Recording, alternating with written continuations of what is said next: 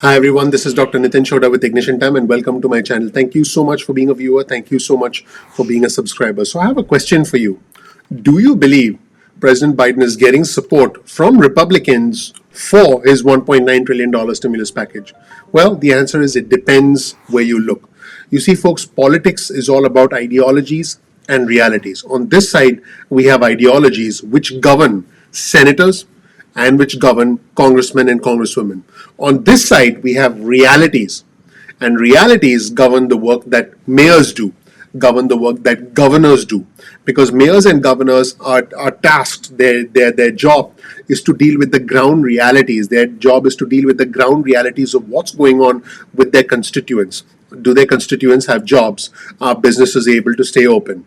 Can people get the vaccine if they want to? Can people get the basic services that they expect? Can police, can firefighters, can school teachers actually go back to work, and can they be safe on their job? So there is the ideology on one part and there's a reality on one part. Once again, the ideology is what governs the decisions, the laws that are written. The ideology governs what senators do and what congressmen and congresswomen do. The reality governs what mayors do and governs what governors do. Well, folks, it looks like President Biden's $1.9 trillion stimulus plan is getting support amongst those who are facing the reality of the situation, but is not getting support from those who have a certain ideology, specifically when it comes to spending money. So here's an article on your screen that was just published by the Washington Post, and the headline of the article reads, Biden is winning Republican support for his $1.9 trillion stimulus plan, just not in Washington. Let's take a look at ideology for a second. You have Republican senators like Senator Rick Scott. What's up, Rick? From Florida. You have Rand Paul from Kentucky. There he is. What's up, Rand? And of course, you have the Senate Minority Leader, Mitch McConnell. And these individuals, along with many other Republicans, simply do not want the large $1.9 trillion stimulus package. They're simply not going to have it. On the other hand, you have individuals who are facing realities, individuals like mayors, individuals like governors, who simply want support for their constituents, for their citizens, for their residents. Let's take a look at a comment from Jerry Dyer, who's a new mayor of Fresno, which is one of the poorest cities, the poorest major cities in California. Jerry Dyer said this: it's not a Republican issue or a Democrat issue. It's a public health issue. It's an economic issue, and it's a public safety issue. Now, folks, what's interesting is that President Biden just this past Friday invited a bunch of mayors, invited a bunch of officials, both Republicans and Democrats, to have a discussion with him at the White House. So President Biden invited mayors and governors to the White House to discuss the specifics of the bill. President Biden said this to the mayors and governors: you folks are all on the front lines and dealing with the crisis since day one.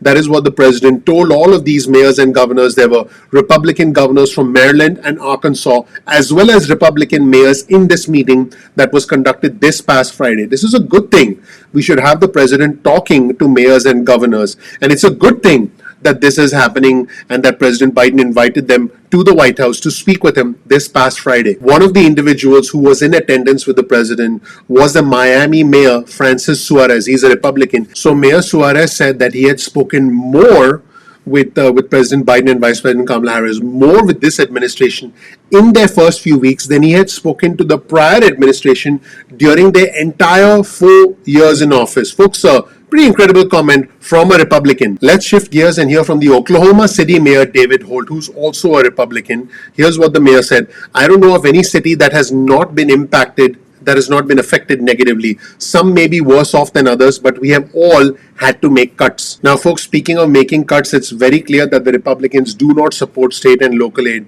Within President Biden's $1.9 trillion stimulus package, there is $360 billion, a whopping $360 billion, as far as the Republicans are concerned, set aside for state and local aid. Remember, the Republicans want a grand total of $0 for state and local aid. In fact, here's a comment from Mitt Romney, the Republican from Utah.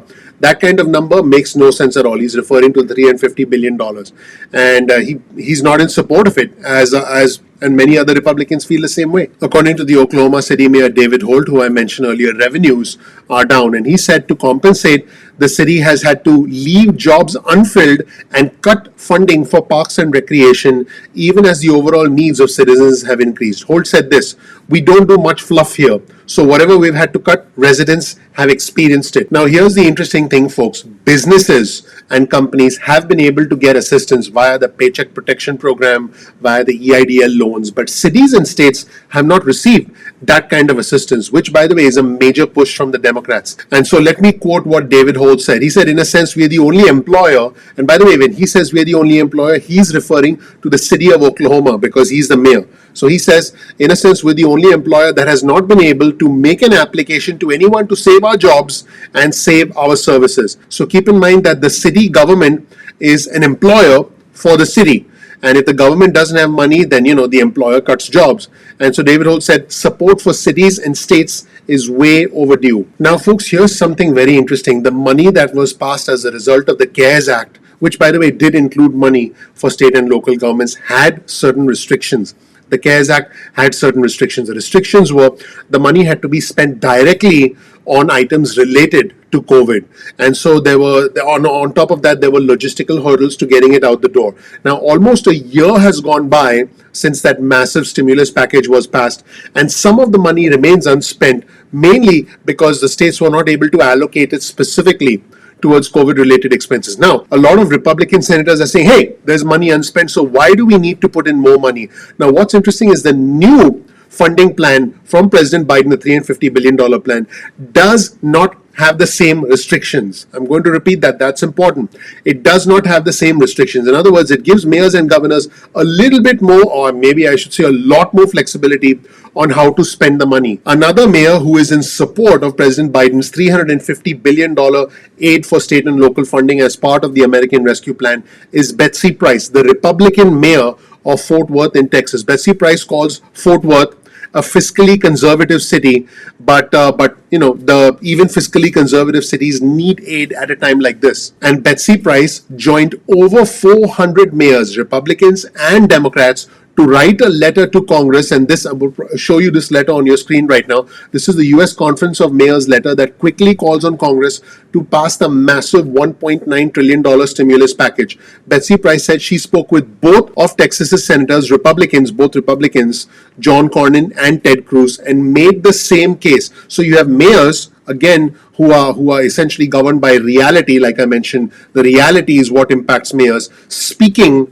with senators and congressmen and congresswomen who are essentially governed by ideology. So you have ideology on one side, you have reality on the other side. Here's an interesting comment from Betsy Price, the Republican mayor of Fort Worth. She said, "We're not asking the Democrats or the Republicans to put the money into city coffers. We're asking them to put it into the community to help people get back on their feet." And folks, what's interesting is that individual Republican governors have also spoke out and supported the $1.9 trillion American Rescue Plan. This includes moderates such as Maryland's Larry Hogan, as well as conservatives like Jim Justice from West Virginia, who have urged Congress to go big. Now, what's interesting is that Francis Suarez, the Republican Miami mayor, co-wrote a piece, an opinion article, along with a Democrat. He co-wrote an article with the St. Petersburg mayor, Rick Kreisman, who's a Democrat, in which they address the senators directly. I'll show you that article on your screen right now.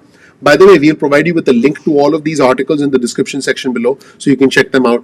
So what these mayors did, remember, one's a Republican, the other's a Democrat, is they addressed their senators, Marco Rubio and Rick Scott, directly, and they outlined all the problems that were facing their cities, including unemployment, bankruptcy, and lines at food pantries that, I quote, look like gridlocked freeways. Yep. Gridlocked freeways. Here's what they wrote. Here's a comment from their article. "Florida cities are in agony and are crying out for help.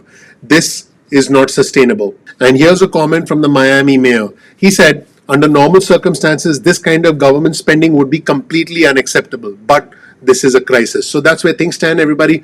Let me know what you think. Pretty incredible reporting here from the Washington Post. I'll provide you with a link to the article in the description section below. Let me know whether you agree with the ideological position of senators and congressmen and congresswomen, or whether you agree with the reality that is faced by mayors and governors who actually have to deal with the trouble that is being faced by their constituents. They live in the real world. Let me know what you think. Thank you so much for watching. Please click like, please subscribe, please enable notifications. That helps out the YouTube algorithm, and I would personally appreciate that. Thank you so much for watching. I'm looking forward to seeing you in the next episode of Ignition Time. Take care. Bye.